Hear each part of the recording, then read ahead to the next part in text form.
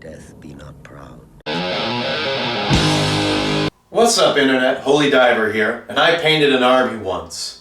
And I want to ask you a serious question. Do you have what it takes to create? Do you actually have a physical drive to see a project 100% through to completion? It's a simple yes/no question. If you got to think about it in the back of your head, the answer is probably no. You're probably a spiky bit dink or a Facebook group geek who just trolls the FLGSs and buys, and doesn't really have any plan in mind. I think that the biggest problem here in my country that we have is that we got a lot of people who are clickbait, consumer culture, just grab, impulse buyers. And I think that hurts the hobby to a huge extent. This is just America in general, because this is the only country where they talk about, like, well, how much are Americans spending this year? How much are, because we support the entire world economy apparently just by buying shit, you know, and it's just they're only, you never hear them talk about like how much money they want Americans to have in their savings account. It's just how much are they spending, what cars are they buying, what are they doing with their dollars, kind of. You know, if you walk into a Games Workshop store, I think you've already kind of lost that. To a certain extent, you know. They don't care about you so much as getting you to buy an $85 box set, a box of paint, a hobby knife, and some glue. They send you with the pad out on the door, and then you come back because you didn't buy primer. And they're like, cha-ching. And then once they have that money, once they have that large purchase of $185 or more, they don't give a shit about you. And I think that that's reflected in a lot of places. They don't give a shit about you so much as long as you buy some product. You know, I mean, there are a lot of hobby stores that I could go to in this state. One really literally looks like it's run by a child molester and a hobo just sort of opened up shop, put some shelves in the store, and there you go. That's literally what it looks like. It literally looks like a hobo opened up shop, and it could be so much more, but like, I'm not going to get into that. You know, one place is just, a place that I go to frequently for supplies is Gajo, but I go all over. I like to look and examine and watch the people. And I see a lot of half-painted 40K armies. And that to an extent breaks my heart, because that means you have a lot of indecisive gamers out there who aren't capable. Or, most importantly, they're afraid to suck at the hobby. Now, it's okay to suck at the hobby. I started sucking at the hobby, hey. And if you ask me, with me and my dice rolls, I still suck at the hobby because I don't get the playing aspect of it one bit. I get to play one game a week, two if I'm lucky, and in that one game a week, I get to roll like shit. Unless I play that second game, then I'm not rolling like shit for some reason. It just likes to fuck me when I make a battle report. So, with that aside, I think you have a lot of people who are afraid to put their own miniatures in the field. Or even more so, they're too indecisive about what they want that they can't even hire a commissioned painter to do the work. Now, if you were to ask me what's the maximum price I would pay for a Space Marine to be painted, I'm going to say $8. They're blue, they're gold, they've got some black and metal on them, that's it. And then if you were to send that back to me, I'll put the base on that myself, because what is that worth? Another $1 at best? And it should be a uniform thing. Now, if you're some guy who thinks that you're going to get murals painted on your Space Marine, one, be prepared to pay a lot of money. Two, be prepared to be disappointed. And I think that's the biggest problem, is that people have high expectations both for themselves or anything that they get commissioned, and a lot of times the expectations might be too high. So I think what you really need to do is you need to buy an army 100%, whether that's 1,500 points of Space Marines, whether that's a box set of Warlord games, bolt action guys, and you need to do the best you can, stumbling through it the first time, and then take those lessons. Because at the end of the day, it doesn't matter what tutorials or classes you take, nothing can teach you experience. The same could be said of any single trade, from carpenter, plumber, electrician, nothing, or lead digger on an excavation team. Nothing can teach you experience. Like, what do you do if you accidentally put your boom into a power line? Well, one, you don't get out of your machine. Or if you accidentally strike a gas line, well, you dig it, you expose the gas line, you dig it up, and you repair it, and you move forward. Nothing teaches you experience, and I think it's okay to suck at the hobby, but you got a lot of impulse buyers who are, like I said, a lot of spiky bit dinks and Facebook group geeks. They're fragile. They've known nothing but shelter their entire lives, and they're afraid of themselves. They're afraid to put their own work down on the table. So they'll go and they'll buy something nice from eBay, and I always tell my friends when they're getting into this hobby, I'm like, how do I get into the hobby, Holy Diver? And I send them links on eBay immediately. Buy this army. Buy this army and start there. But I want to paint my own stuff. I'm like, no, just buy this army. And they never do, but or they will, or they'll go and they'll buy something I tell them to buy. And I'm like, why don't you sit down and monotonously try to paint all of this stuff yourself? All right? You just sit there and you try to paint it all yourself. And, you know, and some of them burn out, some of them make it, and, you know, or they hire someone to do it. Or they just give up entirely. But, you know, my thing is that people are also afraid of the work that other people have done. And you shouldn't be. I think there's no shame in buying something on eBay as long as it looks nice and it's useful.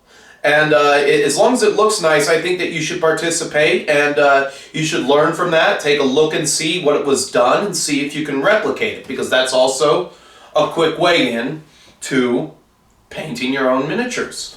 And I've painted so many miniatures over the years that I think quality is overrated. I think quality is the most overrated thing on the face of the planet. If you go in search of quality, and on every single project that you have, you're not going to get a lot done. Always remember that Leonardo da Vinci really only ever finished like 10 paintings in his entire lifespan, yet Michelangelo was just cranking it out every single day, you know? But they still tout Leonardo as the best. Where if you ask me, a workhorse like Michelangelo, nobody was better than Michelangelo. Ever. Didn't, you know, when he was asked how he did the statue David, he was just like, well, I just sort of chipped away everything that wasn't David. And I think that's the mindset that you need to have. First, you need to become a collector. Second, you need to become a painter. And then third, you need to develop a work ethic which gets the project through to the end. And that is probably the most important aspect of this hobby. You're going to spend 80% of your time painting, 10% of your time reading. I guess I should do some more reading because I already don't read enough. You know, I'm going to say that 95% of my hobby time is painting. 1% of it is maybe reading the rules, and then I'm probably there for another second on the rules, just for a second, you know, because I'll give them 2 read-throughs, and then I'm just going to hit the ground running, and I'll pick up the rest enough to get by, and then 4% is probably playing the game. And then whatever time it takes me, I've already used up all my time. I guess I have to redo my time because I'm making battle reports, I'm making content, but I don't count that as part of my hobby. I'm going to say that, yes, religiously, most of my time is spent painting, and I think that people need to respect themselves enough to put their work in the field. Or even if they're not willing to do that, you know, instead of buying more, instead of just grabbing things off of shelves to never start anything, maybe pay someone to do it. Now, when I look at some of the stuff that I've had commissioned from Kahunna Studios, it's all good stuff. He painted up some of my rocks, and if I wasn't having an epiphany right now, I would remember some other stuff that he painted up. Oh, some of my 100 Years War stuff. I sat in tandem with this guy. I said, slap these base colors on it, send it to me. Then I fix the lines, I wash the miniatures, and then I put the grass on them, and then I put them off the line. He helped me get 50% of that French army, core army done by doing the stuff that I wanted him to do. And he was only painting these miniatures probably just over halfway, and then I was finishing them. And that helps, you know. I've never seen people sit down together to work on a friend's army. That's something I'd really like to see. And then vice versa. You know, you don't used to be you'd have a party. you would have a party when you were about to finish an army. There would probably be about 20 miniatures left to paint, and then everybody just needs static grass or better. And then, you know, you get some pizzas, some beer, and all your friends would come together and they get this project done. 20 guys, last 20 guys painted, and then boom, everybody's putting grass on the miniatures, or they're painting the bases brown, and then they're getting this project out there, and then this guy has a painted army. And you don't ever see anything like that anymore, you know. And then you have people who are like professionals in the field, but they can't even paint anything for themselves. A good example of this was like Matt Thompson from Titan Terrain Studio. I wanted to collaborate with this guy, but he was just so indecisive, talented, but couldn't even paint one of his own miniatures. He's like, I don't like the way these are assembled. I don't like the way they look. They need to be multi-based. I need to be able to spread this army further. And after hearing that twice about both of his freaking armies, I'm like, I don't care, dude. You've already lost in my book. I don't need anything to do with you. And this is a guy who just gave up $100 away from finishing my project. I paid him $600 to do a project. I owed him $100, and then he never finished. So, you know, I mean, you find people like that. So I think that if you have the money, but you may not have the time, I think commission painting is probably good for you, but you can't have unrealistic standards. I think the fair price for a standard Space Marine model, if he's in any of the primary colors, is probably, you pay for a premium on yellow, but probably going to say $8 for one Space Marine. $8 for one Space Marine, $35 for a Rhino, because let's face it, unless the guy's putting murals on your Rhino or putting an awesome Grim Reaper on the side of that, you know, it's a fucking Rhino at the end of the day. And it's not hard to paint. You're not putting anything on a base. And you should just move through it and everything, you know. So at the end of the day, I think that, you know, if your standards are too high and the standards for other people painting your stuff are too high, you're not going to have anything worth it. But you need to become a collector first, and I think you need to work out of righteous indignation. And there aren't a lot of people who do that anymore. One guy who does that, who works out of righteous indignation, is just always painting, is that VK Vonketteringham guy. He is consistently painting something. I'm so envious of how much time he gets to spend at his table. It's ridiculous. So a link to his channel is already in my description below. But let's take a look at what I painted, and you'll see some progression in my work, and you'll also see where I started and where I ended. So here we are with the first regiment that I painted, and this is the beginning of the Corinthian division. Now, I did add a tiny unit of Cretan archers, because Cretan archers were always readily available mercenaries in the ancient Greek world. Not to mention, a lot of times city-states would hire them to be police forces. So you start there, and you can already see where I started out, and I had a little bit of trouble getting these guys to rank up. And then if you go to the left here, you have a single commander if I ever play Warhammer Ancients. And there's nothing too special about this guy. He's just wearing red, black. All the Peloponnesians were going to be red, white, and black. And he's sitting there with a unit of Slingers. He's really not the commander, but in some aspects he might be a sub-commander, depending on the game that I'm playing. And you got a couple of my Cretan archers here. Naked dudes are War Games Foundry. Rest are Warlord games. And I do highly recommend the Warlord games ones, because all these guys need, literally, after you clean off all the flashing, is a good, solid spray of black, then a good, huge, strong base coat of brown, and then you just do any colors that you want. Wash them with strong tone. They're done. You can get a lot of these guys faster than night goblins. So that's a good thing for Warlord there. Whereas these ones, the Cretan archers, they are War Games Foundry, and they got a little bit more detail, and they take a little bit more time. But if you want to give them, and because their faces are accentuated, you can go as detailed as you want on them, and that's the one advantage to Foundry miniatures. Over here, you have the Warlord Games Phalanx. Now this one, the shields are just a little bit bigger than the Vitrix ones, and as you can see, they're all sloping to this side just a little bit, but they ranked up a lot easier. I was able to get this unit to the table a lot faster than, let's see if we can turn this to the side. And you got a lot of color in this, and I got to get one, just maybe 1 second here. Oh, even better, the remote. You got a lot of color in this unit.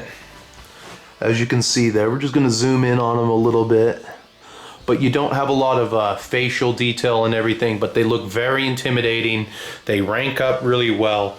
You'll never, if you do them as individuals or if you do them on a multi-base, you won't ever really have to worry about the spears because they're all kind of roughly holding them in the same way. Plus, 1 in 3 guys, 1 in 4 guys will be armed with a sword, so that helps. Don't be too worried about everyone carrying a spear.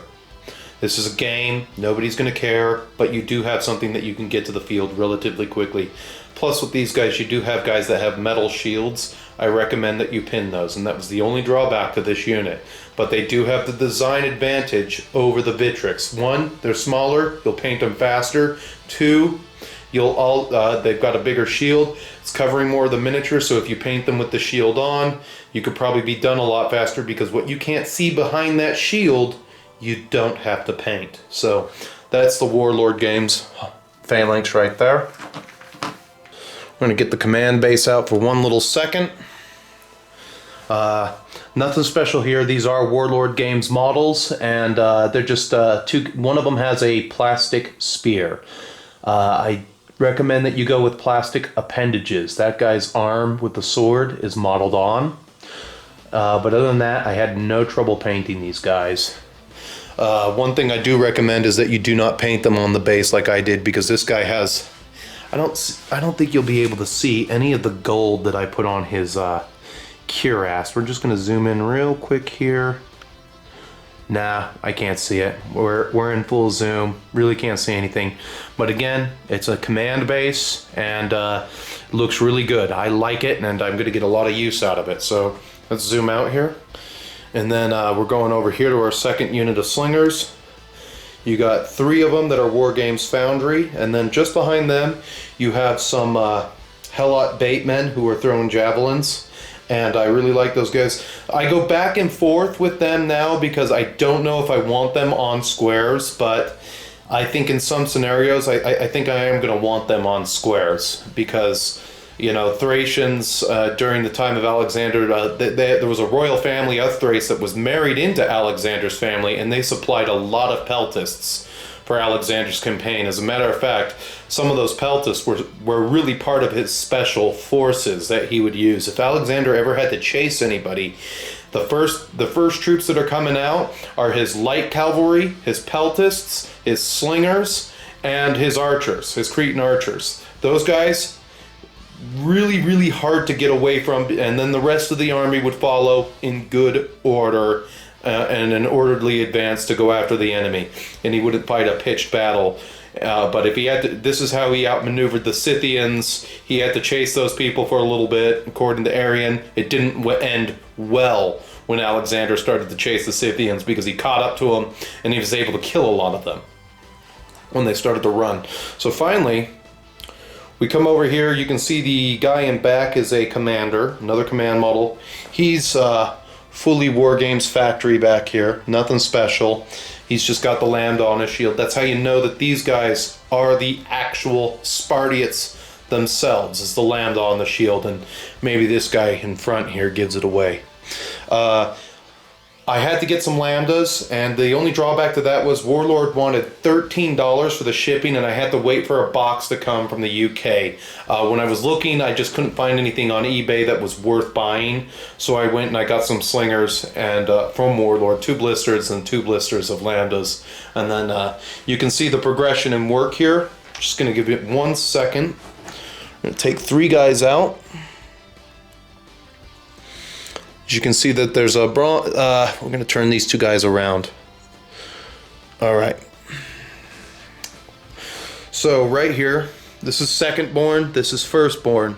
Firstborn, the red is a little bit weaker and the white is a little bit weaker. I relied a lot more on the primer. Whereas I experimented my butt off and I found something that worked relatively good. That soft tone wash after you're done painting everything really helps build up the white and the gray mixture that I used on the linen cuirass. Plus the shoulder pads are more defined and a little bit more highlighted and accentuated there. But other than that, I'm really happy with the basing job that I did. And I can't complain there. So these guys ended up really good. And also, none of their trays have shown up yet, so I'm kind of pissed about that. But that'll be a different video because I really thought they would have been... I ordered them at the beginning of the week, and I thought they'd be here by now, but that's not the case. So we're going to go over here.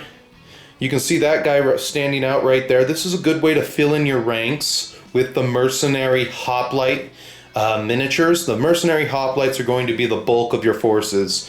They look to be the most classically responsible, in my opinion. Plus, if you get these unarmored guys, you can put a lot of hoplites in the field really quick.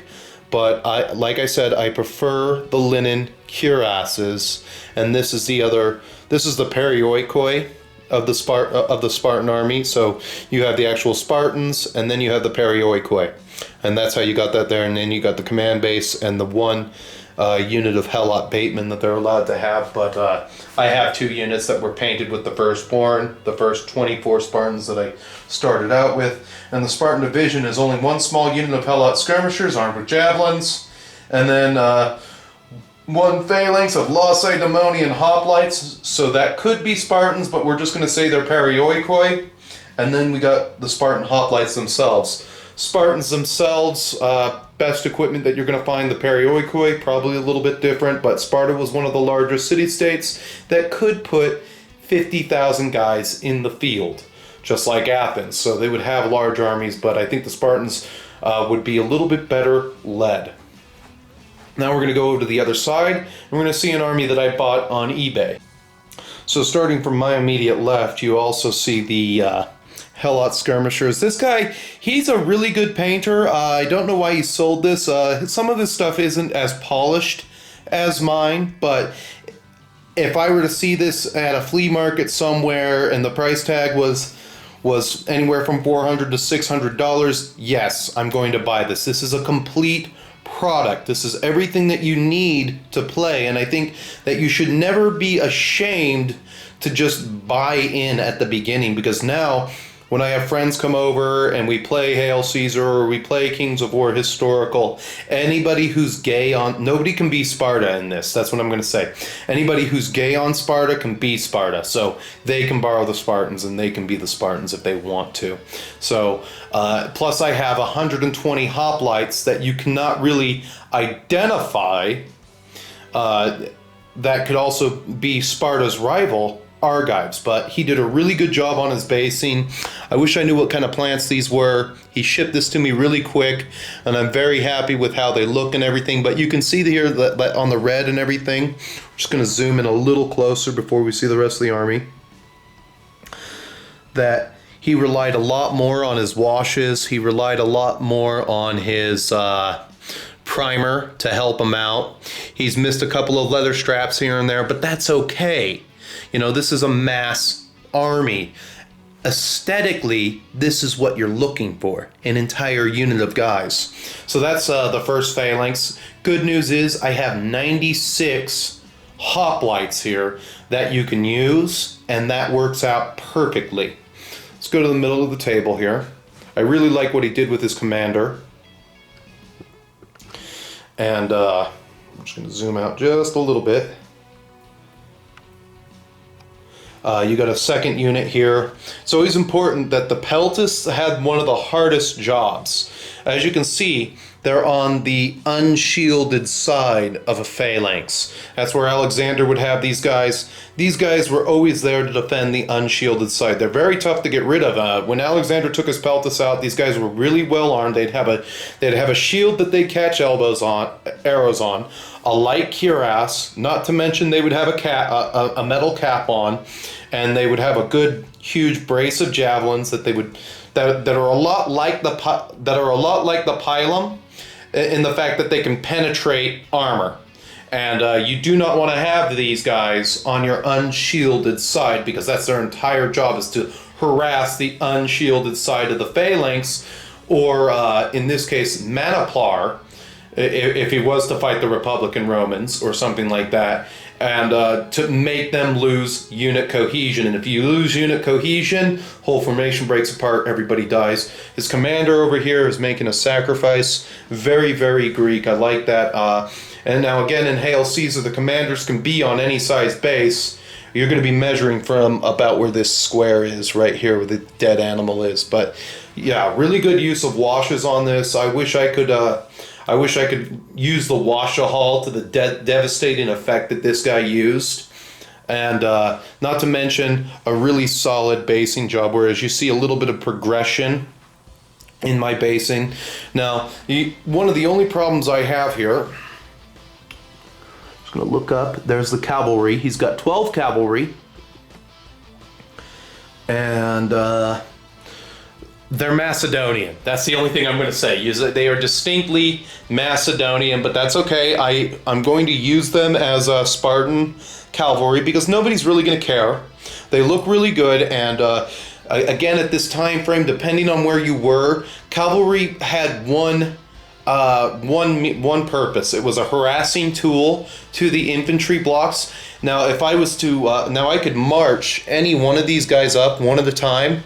They're going to get within javelin throwing distance. They're going to throw a javelin, turn their horse around. The next guy's going to come up, throw a javelin, turn his horse around, and they're going to do that in succession.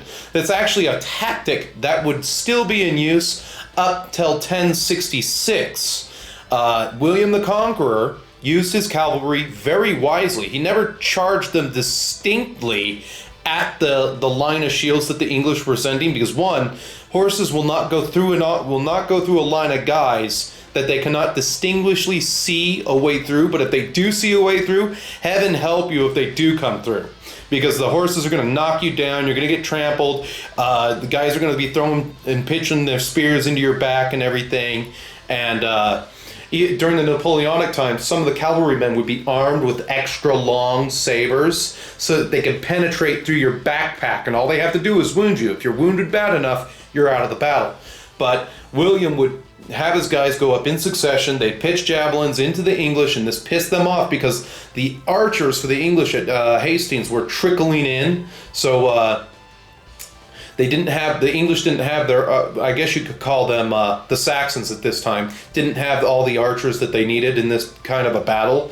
And as they were still trickling in, this pissed them off. Shield units started to chase after the cavalry, and these guys were so well trained. A lot of times the Macedonians were, especially if they were Thessalian cavalry, which was another special force of Alexander's army. These guys were so well trained and drilled that they would be able to turn their horses around on the spot, in rapid succession. You might be 50 yards away from them, and then they're going to take a ride right through you, which is not what you want to happen. But the cavalry pitching javelins, very, very classical and indicative of that time frame. But again, when Greek city-states would meet one another in battle, there was what you call a koinon. And usually it involved rules where people would never, where city-states wouldn't really take archers. They would take slingers, they would take things like peltists, but it was mostly just my best hoplites against your best hoplites. And if you read Victor Davis Hanson, Hoplites, the classic battlefield experience, that book tells you that a victorious hoplite army against another city-state would take 5 or 6% casualties, whereas a losing army would take anywhere from 10 to 14% casualties. So this is about where we're going to round it off. And as you can see, I'm just really happy with this, but I have enough that I can play, but there's more to come. So in any case, I hope this video was able to help you maybe get through a little bit of your own indecisiveness about what project you're on, and maybe hopefully help you, inspire you to get through to completion. I don't know where I'm going to end with this. I know that I'm going to do Macedonians, and those ones will probably be running from the Warlord games range tremendously, but I am, because I'm kind of married to two figure lines there. I'm married to the, the War Games Foundry Cavalry and the Warlord Cavalry.